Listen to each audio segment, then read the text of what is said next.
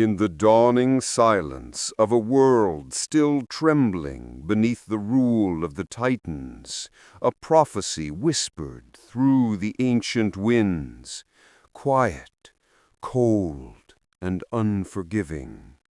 It spoke of a child, born from the mighty Titan Kronos, who would rise against him, a child who would shatter the old order and begin a new age. Under this shadow of fear, Kronos devoured each of his children the moment they entered the light, swallowing them whole to keep the prophecy at bay. But destiny has a way of bending around the will of tyrants, and in this fragile space between fate and fear, Zeus was born. The secret birth.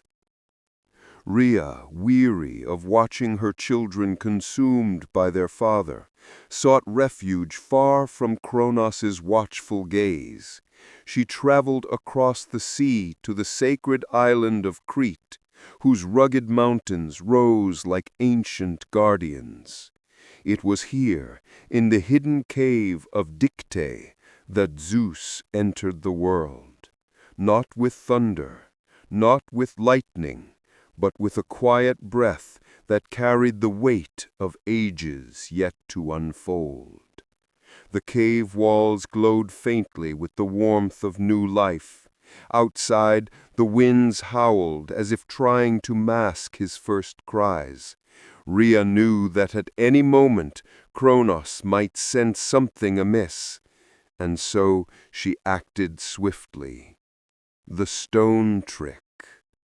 Rhea swaddled a stone in soft cloth, mimicking the weight and warmth of an infant.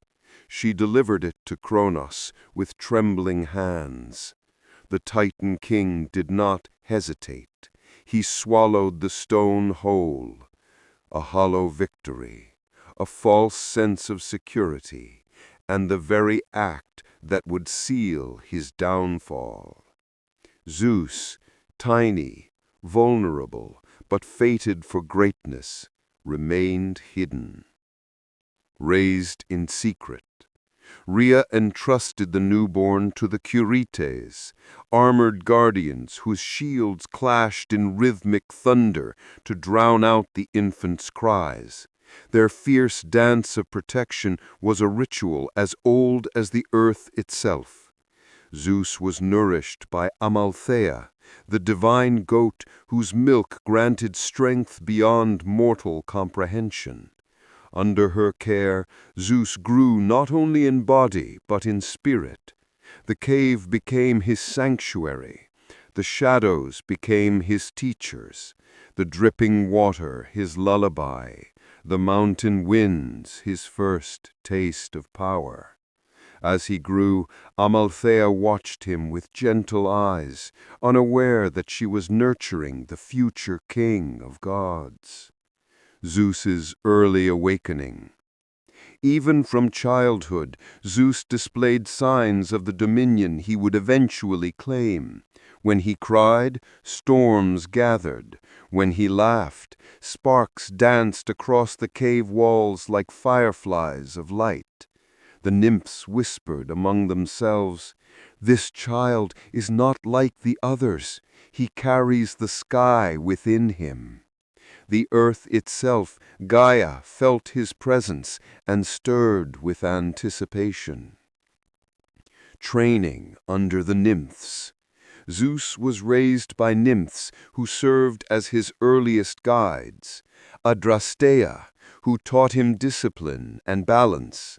Ida, who trained him in stealth and observation. Melia, who taught him wisdom and the importance of restraint. These lessons shaped the essence of Zeus. Where Kronos ruled with fear, Zeus learned the value of timing. Where Kronos devoured the future, Zeus learned to protect it. The breath of power. As Zeus entered adolescence, the cave could barely contain the energy growing within him. His hands sometimes crackled with stray arcs of lightning that flickered like the heartbeat of a newborn storm. At night, he dreamed of chains breaking, flames rising, a throne atop a mountain wrapped in clouds. The prophecy was awakening inside him. Zeus learns the truth.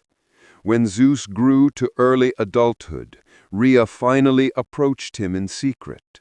Her voice trembled with both sorrow and hope as she revealed the truth.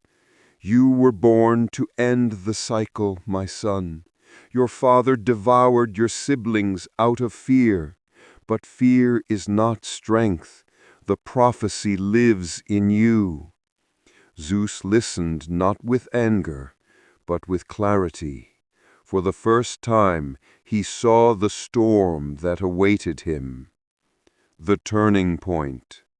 Zeus knew he could not remain hidden forever. A time would come when he must rise, quietly or with thunder, and reshape the world. But no victory could be achieved alone. He would need allies. He would need strategy. He would need courage greater than any Titan. The shadows of the cave faded from his destiny, and the horizon called to him with the promise of upheaval.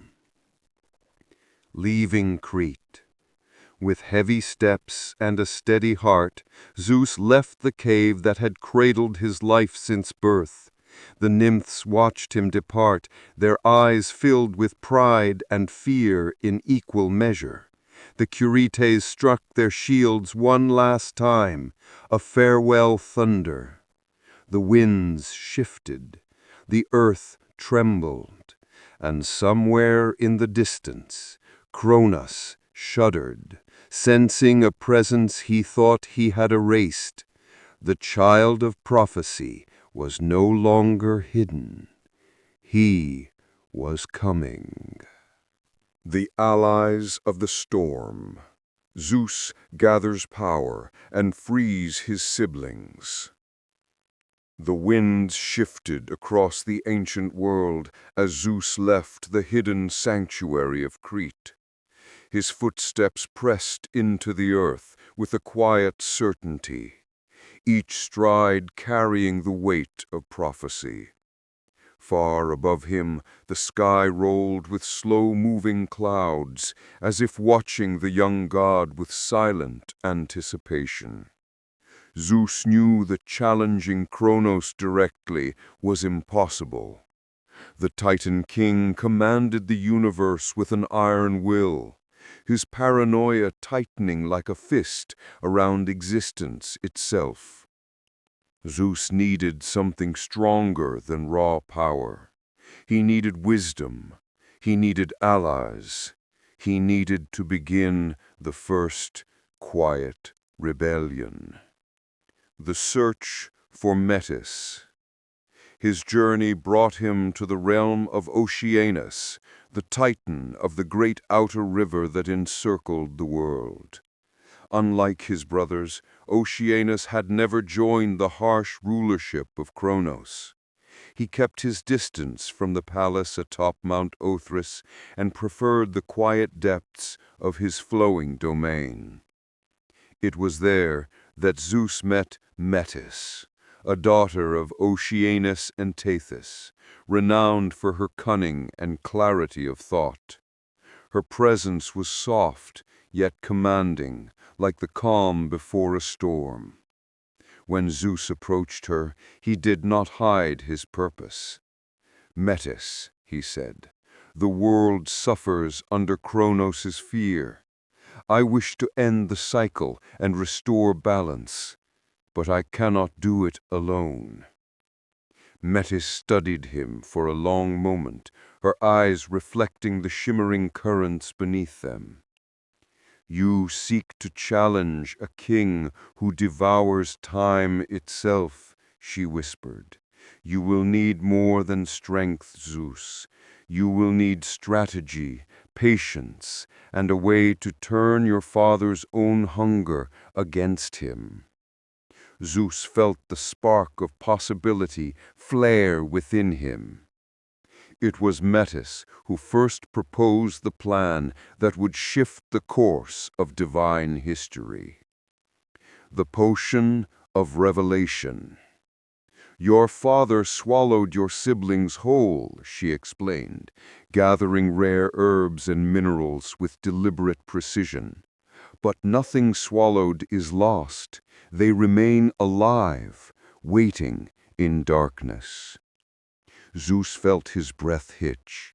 The idea that his brothers and sisters, Hades, Poseidon, Hera, Demeter, and Hestia, still lived within Kronos, stirred something deep and ancient inside him. Metis continued, "I will create a draft powerful enough to wrench them from Kronos' stomach.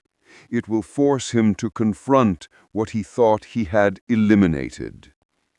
Zeus watched her as she mixed her potion by moonlight. Crushed root of sacred ash, powdered stone from Mount Othrys itself, threads of starlight drawn from Oceanus' currents, the whisper of an ancient incantation. The liquid glowed like molten silver. "This," she said, holding out the vial, "is your first weapon in the war to come. Use it wisely." Zeus accepted the vial, feeling its heat pulse against his palm like a heartbeat. Zeus returned to the land where the Titans ruled, approaching Kronos not with sword or storm, but with the confidence of one who knows destiny stands behind him. Disguised among the attendants of the Titan court, Zeus watched his father from a distance. Kronos sat upon his throne of obsidian, shadows twisting around him like serpents. His eyes glinted with perpetual suspicion. Every whisper in the palace made him tense. Every gust of wind made him scan the horizon. The prophecy consumed him long before any child could. Zeus approached with respectful composure and offered Kronos the potion, disguised as a sacred drink of hospitality. Kronos drank. The effect was immediate. His body shuddered violently. A thunderous sound tore through the hall, and then, one by one, the gods he had swallowed were expelled in a burst of divine force. Hestia, radiant with quiet fire. Demeter, wrapped in the scent of newborn earth. Hera, blazing with dignity and strength. Hades, dark and silent as the deep caverns below. Poseidon, roaring with the echo of ocean storms. They collapsed, gasping, overwhelmed by sudden freedom after ages of darkness. For the first time, Zeus stood face to face with his true siblings. Kronos, disoriented and enraged, stumbled from his throne, bellowing in confusion. "Who has done this?" His voice shook the very pillars of the palace. Zeus stepped forward, not in fear, but in quiet, unwavering resolve. "I am Zeus, your son, the one you sought to destroy." The silence that followed was heavier than stone. Kronos knew instantly. The prophecy had survived. It had grown, and it now stood before him. Before Kronos could retaliate, Zeus signaled his newly freed siblings, and together they fled the palace. The world trembled. The age of peace among the Titans was over. The gathering of the Olympians. Far from Mount Othrys, the 6 siblings regrouped in a secluded valley surrounded by towering cliffs. They had been strangers in darkness, but now stood together as the beginnings of a new generation. Poseidon's voice thundered, "You freed us. We owe you our loyalty, brother." Hades bowed his head. "Hiding from Kronos is no longer possible. War is inevitable." Hera, with regal fire in her eyes, added, "He swallowed us in fear, but fear is weakness. We will fight." Demeter placed her hand on the earth beneath them. "The earth itself groans under Kronos' rule. It will aid us." Hestia's calm voice wrapped around them like warmth. "We must stand as one, family, united." Zeus felt something shift within him, an awakening. For the first time, he saw himself not as a hidden child, but as a leader, a force destined to challenge the old order. Together they forged a pact to end the tyranny of Kronos and to begin a new age for gods and mortals. The first thunder. That night, as Zeus looked up at the swirling sky, a bolt of lightning crashed into his hands, pure, blinding, electrifying. It came of its own accord, as if the sky recognized its future master. A slow smile crossed Zeus's lips. The war had not begun yet, but destiny had already chosen its victor. The Titanomachy begins, the great war of gods and titans. The world stood at the edge of a storm unlike anything it had ever known. The sky darkened, the mountains trembled, rivers shifted in their beds, unsure of what was coming. Zeus and his newly freed siblings had escaped Kronos, but escape alone was not victory. The Titan King's wrath spread like wildfire. His army stirred, and the ancient world braced for impact. This was the moment where myths diverged from the quiet, whispered stories of the past. This was the moment that would reshape fate itself. The Titanomachy, the Great War, was about to begin. Seeking the ancient beings. Zeus understood something that even Kronos had forgotten. Strength does not come only from power. It comes from alliances, wisdom, and knowing the true forces that shape the world. He recalled whispers from Rhea, stories she once told in hushed tones. Your grandfather Uranos once imprisoned beings of great might, beings feared even by the Titans. Zeus knew immediately who she meant. The Cyclopes, masters of thunder, lightning, and divine craftsmanship. The Heconkincaries, the hundred-handed ones, colossal beings of unimaginable force. They were locked away in Tartarus, deep beneath the earth, bound in chains forged by Kronos himself. If Zeus could free them, the balance of the coming war would shift forever. Journey into Tartarus. Zeus, accompanied by Hades and Poseidon, traveled to the edge of the underworld.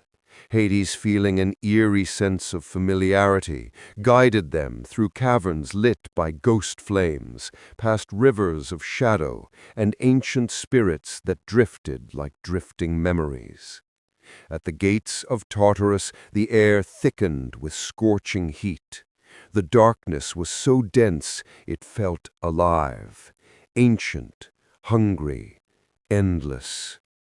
Poseidon placed his trident against the ground. "It is as if even the sea fears this place," he murmured. Zeus stepped forward. No one rules unchallenged forever. They descended into the abyss. The cries of the imprisoned beings echoed through the caverns, deep, rhythmic, vibrating through stone. The Cyclopes groaned like distant earthquakes. The Heconcancaries shifted, their countless hands clanking against colossal chains. Zeus's voice thundered through the void. "I am Zeus, son of Rhea and rightful heir of the sky. I come to free you." A silence fell. Then a rumbling voice answered. "Break our chains, and we will forge your destiny." The forging of the weapons. Hades shattered the first chain with shadows that cut like obsidian. Poseidon tore apart the second with waves of raw power.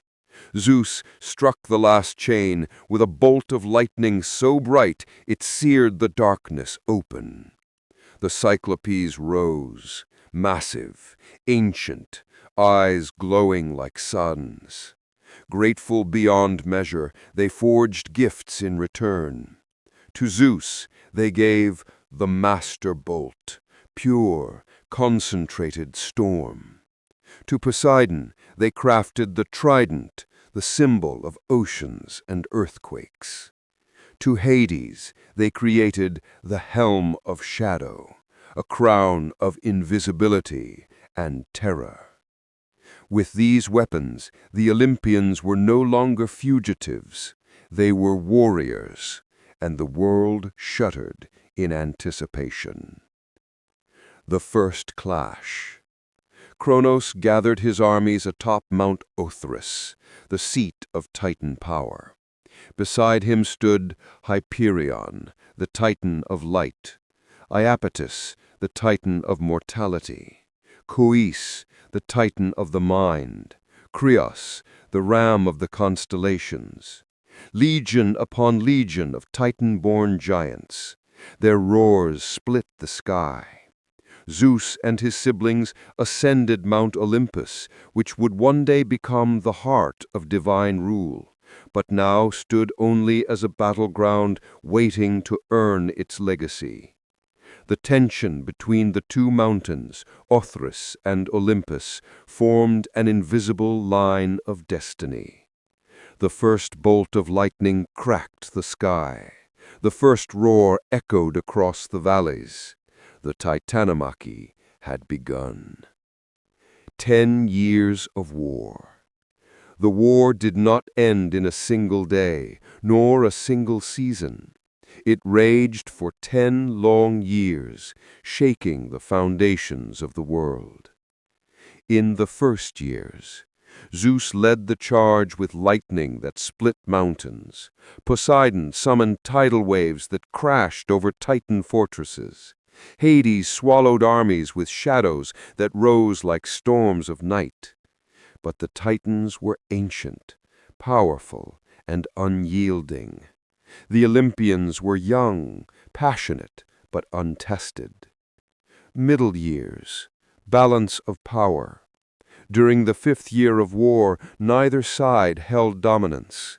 The sky remained neutral, clouds gathering but not striking. The earth groaned under constant shifts of battle. Gaia wept for her children, Titans and Olympians alike. Her tears became rivers. The Titans strike back. Hyperion unleashed light so blinding it scorched Olympus. Iapetus wielded brute force that shattered cliffs. Kronos himself hurled boulders the size of hills, determined to crush the future before it could rise. Zeus fought back with ferocity, but doubt began to creep in. Could prophecy alone deliver victory? The turning point. The Heconcancaries joined the battle. In the 7th year, Zeus summoned the Heconcancaries, giants with 100 hands each, strength beyond gods or titans. Their arrival shook the battlefield like the awakening of mountains. Each of their 100 hands hurled boulders with the force of meteors. Winds shifted, firestorms rose. The war leaned in favor of the Olympians. Kronos, for the first time, felt fear reach his bones. Zeus ascends as commander. Zeus began to understand the rhythm of war, when to strike, when to retreat, when to unleash lightning, when to use silence. He learned to read the battlefield as if it were an extension of himself. His voice carried across the mountains. Brothers, sisters, this is not merely a battle for power. This is a battle for the future. His presence inspired the Olympians, and anywhere he walked, storms followed. Anywhere he pointed, lightning obeyed. The Titans sensed the shift. The prophecy was awakening. The storm was rising. And Kronos, the devourer of his own children, realized the child he failed to consume was no longer a boy hiding in a cave. He was a storm made flesh. The final battle approached. The fall of the Titans. Zeus claims the sky, and the age of Olympus begins. The 10th year of war dawned heavy and gray. Nothing in the ancient world remained untouched by the Titanomachy. Mountains stood cracked like broken teeth. Forests lay scorched or drowned. Rivers wandered from their ancient paths, unsure where to flow. Even the sky seemed exhausted, hung low with the weight of storms unleashed and storms yet to come. At the center of this ravaged world, two mountains glared across the vast plain. Mount Othrys, seat of the Titans, dark and brooding. Mount Olympus, rising with youthful defiance. Between them, destiny waited.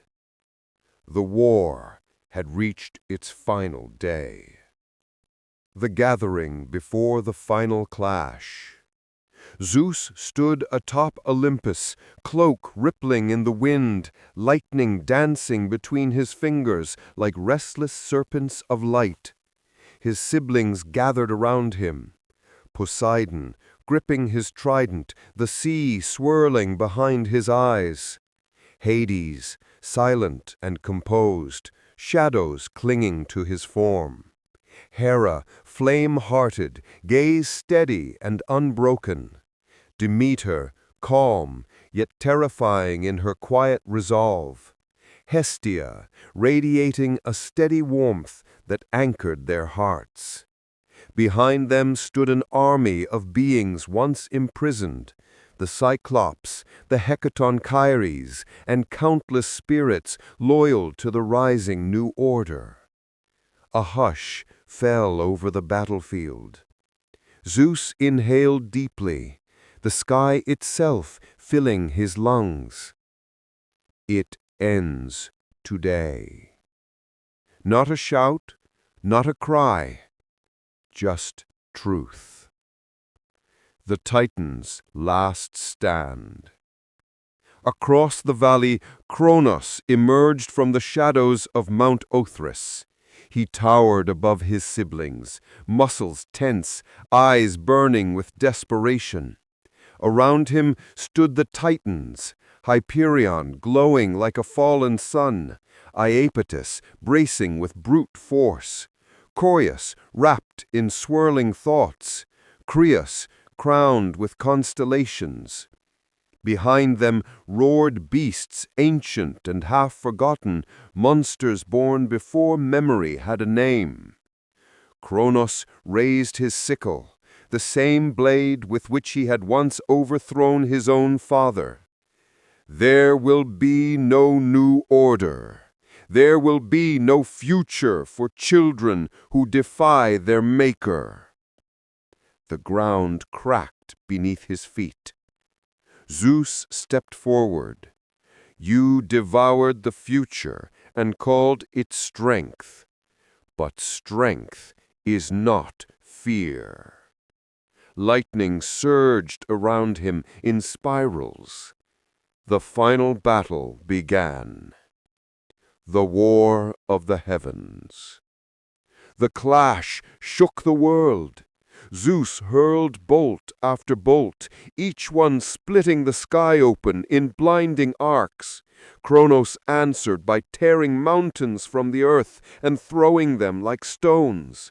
Poseidon unleashed waves that roared across the battlefield, crashing into Titan ranks. Hyperion countered with scorching beams of sunlight so intense they turned sand into glass. The Cyclops rained fire and molten stone from the ridges. The Titanomachy hurled hundreds of boulders with such force that storms formed in their wake. For hours or ages, the battle raged with no certainty of victory. Zeus versus Kronos, father and son. At last, the Titans and Olympians fell back, leaving a single circle cleared between them. Zeus stepped inside. Kronos mirrored him. The two forces, old and new, met in the center of the world. Lightning rippled from Zeus's shoulders. Time warped and twisted around Kronos, bending like a wounded animal. The air grew heavy. The world seemed to hold its breath. Kronos charged first, swinging his sickle in a downward arc. Zeus dodged, sending a bolt into the ground that exploded like a newborn star. Kronos staggered, then retaliated with a wave of raw temporal energy that withered everything it touched. Zeus held up his hand. Lightning wrapped around his arm like a shield. The clash of their powers sent shock waves across the valley. Kronos roared, "You cannot escape your blood. You are born of my throne." Zeus's reply came like thunder. "Then I will forge my own." A surge of lightning erupted, brighter than dawn itself. For a moment, everything was silent, as if the world forgot to exist. Then the light faded. Zeus stood tall. Kronos knelt, weakened, defeated, but not destroyed. The prophecy had come to pass. The Titans fall. The defeated Titans, Kronos, Hyperion, Iapetus, Koios, and Krios, were bound in chains, forged by the Cyclops. Their roars echoed with fury and disbelief. The Titanomachy stepped forward, towering like mountains. "Where shall we take them?" one asked. Zeus pointed to the deep abyss beneath the world, the prison built long before gods or mortals took breath. Tartarus. The ground opened like a hungry maw. The Titans were cast into its depths, their chains glowing with unbreakable runes. The Titanomachy descended with them, becoming the eternal wardens of the fallen age. The earth rumbled as the gates of Tartarus sealed. The age of the Titans was over. A new world, a new order. In the silence that followed the war, Zeus and his siblings climbed Mount Olympus. The air was crisp and bright, washed clean by the storm of battle. Zeus stood at the peak, looking over the scarred world. It felt waiting, ready, open. His siblings gathered beside him. Poseidon spoke first. "What becomes of us now?" Zeus looked to the horizon. "We rebuild. not as tyrants, not as devourers of the future, but as guardians of a new age. Hades stepped forward. Then divide the world. Let each of us rule apart, so no one reigns alone. Zeus nodded. A great draw was made. Zeus claimed the sky, the storms, the thunder, the laws of gods and men. Poseidon claimed the sea, with all its depths and storms. Hades claimed the underworld, the realm of shadows and spirits. The earth itself remained shared among them, a gift of Gaia. This balance, this trinity, would shape eternity. The birth of Olympus. With the world divided and peace restored, Zeus raised his hands. Clouds gathered, winds swirled, the mountain beneath him glowed with divine light, and from stone and storm and sky, Olympus awakened. A shining palace formed upon its peak, pillars of white marble, halls that echoed with eternal music, steps carved from sunlight itself. It became the home of the 12 Olympians, the new gods who would watch over mortals, fate, war, love, wisdom, and the cycle of life.